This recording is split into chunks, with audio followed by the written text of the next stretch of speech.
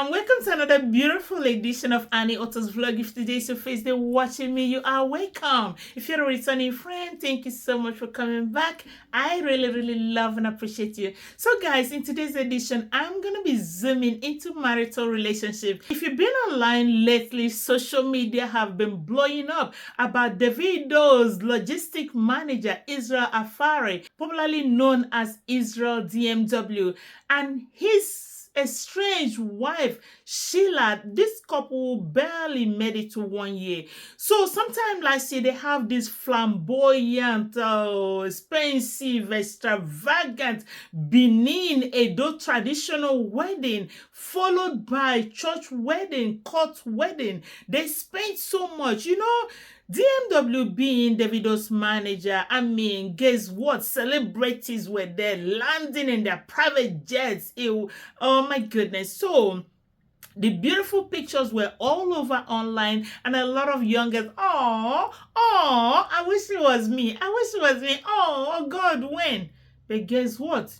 That's why we say, do not wish somebody else's life was yours. Just live your life as an individual.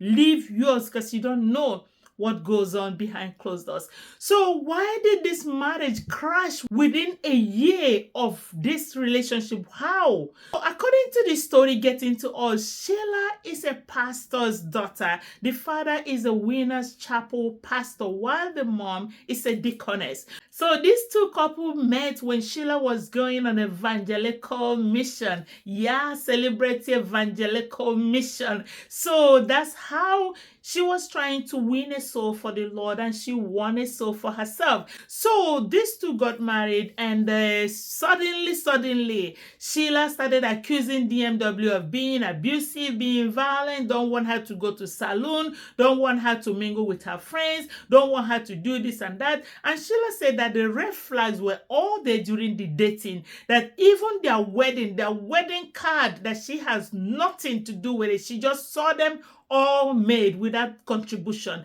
Then again, she still agreed. So there have been a lot of accusations here and there, and DMW said that Sheila married him to get popularity because he was Davido's manager. But guess what? Did Sheila get the popularity? She is getting the popularity now. They have divorced. So looking at her IG, that's Instagram page, she has about 123,000 followers, while DMW has 811,000 followers. So you can see these things weighing on. And DMW alleged that Sheila deceived him to marrying her by telling him that she was still a virgin. Come on. There are many criteria to marry somebody. Being a virgin should be a minimal, okay? It's a plus, but it shouldn't be the foundation of marrying somebody. So you see why the foundation started shaking already from the beginning. So Sheila is saying that all the money that was sprayed on their wedding, the gift and everything, that DMW is holding everything for himself, that the money must be shared 50-50. She be Sheila, be woman, go collect 50. DMW will collect 50. I don't know. And DMW is saying, oh, I'm paying for the house, I'm paying for your car, I'm paying for this. Therefore, I'm the head of the family, I'm in charge. While that fight was still going on, Sheila also said that DMW is worshiping Davido, that he's older than Davido. He should be a man, have a reasonable job, a respectable job, instead of buying down, worshiping Davido, hyping Davido, that he should be a man of his own. And guess what? DMW is like, that's what I was doing when you met me. Now that thing made me the celebrity where you know today, where you want Mario. Guys, DMW called Sheila's mother Yahoo Deaconess because the lady asked him to pay 1 million naira for marrying her virgin daughter, and also buy her iPhone 14 Pro Max that cost him 1.2 million naira because her daughter was a virgin. OMG, are you selling your daughter's virginity? And guess what? Sheila called DMW 2 minutes man. I don't know why women keep doing this. So 2 minutes, 100 minutes, 1,000 minutes, who cares? But I think Women use this thing to hurt a man's ego. If you remember years back, Tonto DK called the ex-husband 40 seconds man. But at least if DMW na 2 minutes, 2 minutes past 40 seconds.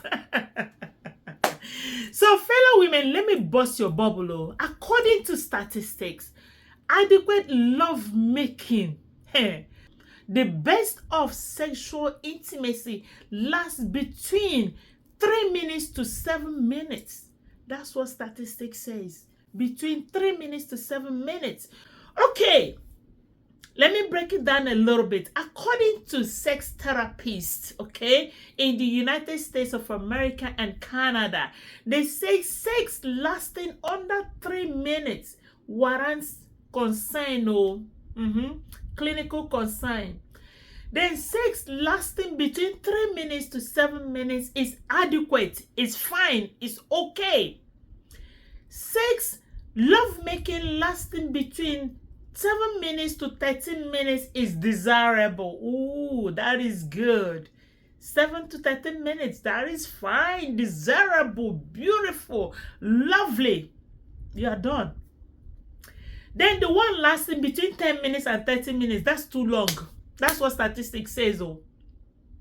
They say any lovemaking lasting between 10 minutes to 30 minutes is too long. You need to chill. Yeah, it's too long. So you that want this, you need to be careful.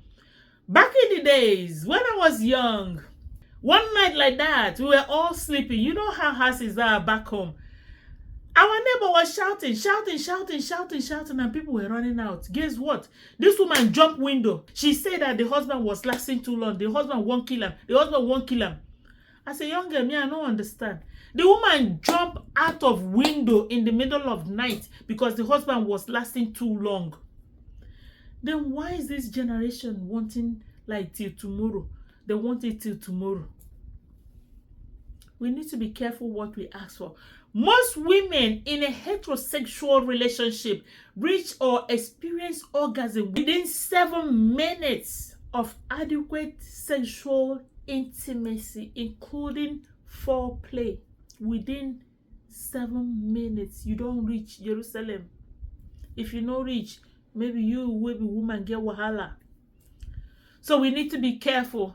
So if your husband is not catching up, there are so many things that can be contributory to this, okay?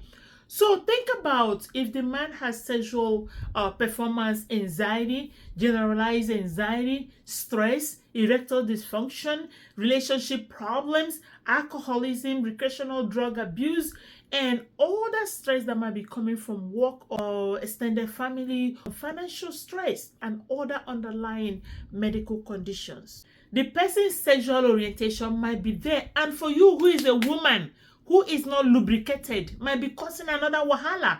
Then the age of the man, the geographical location of the man, and your strategy, how happy you are also affects your sexual performance. Even some guys, they sports they like so much, if they lose a game, their performance don't drop. So there are so many things into this. Then again, you as a woman, the man is trying to do the job and you are talking. What you are talking about has nothing to do with what is going on in the bedroom. That can also affect the man's performance. So Israel DMW and Sheila Courage, I want to tell you guys this thing so that other people will learn. Today, marriages has become transactional. Transactional in the sense that your highest priority is getting what you want out of that relationship and paying lesser attention and focus on fulfilling each other's need. Contrarily, marriage is supposed to be a covenant in the sense that it's a deep, well-rooted and abundant reservoir of love, attention, trust, security, and commitment. This type of marriage is where spouses agree on their own terms to work on their marriage for it to last for a lifetime. So this type of marriage typically is difficult to have a divorce when it is a covenant marriage. But when it's transactional, you get what you want, you get out. Transaction done and dusted. That's what we are seeing today. So please stay away from transactional marriages. It does not work.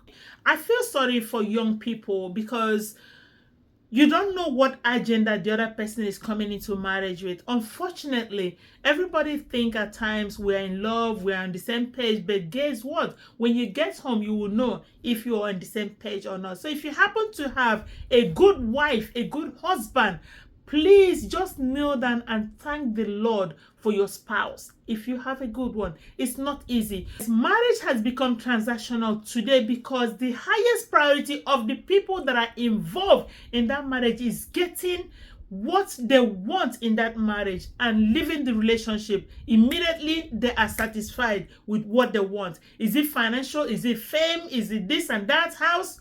When once they get it, they are out and they are not even thinking about getting pregnant. So if you look at all these marriages crashing so quickly, they don't even intend to have babies. That means they know what to do.